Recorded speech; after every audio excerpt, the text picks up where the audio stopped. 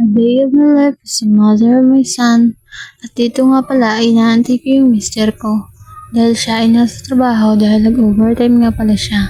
At habang inaantay ko ay kumakain nga pala ako. At ito ay mga bandang 8:20 PM.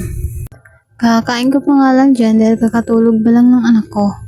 Ayoko pa nga sanang kumain kaso nabuboring ako. Alam niyo man, food is life. At dito nga pala ay minadinig ako ay kala ko sigbin. Aso pala.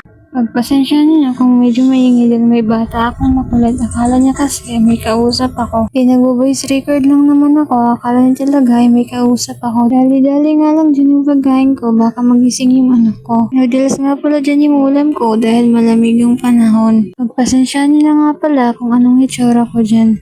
Dahil yung kabila ay naka-30 at yung kabila naman wala. Hindi naman magawa pa nga lang yung ginawa. Kaya hindi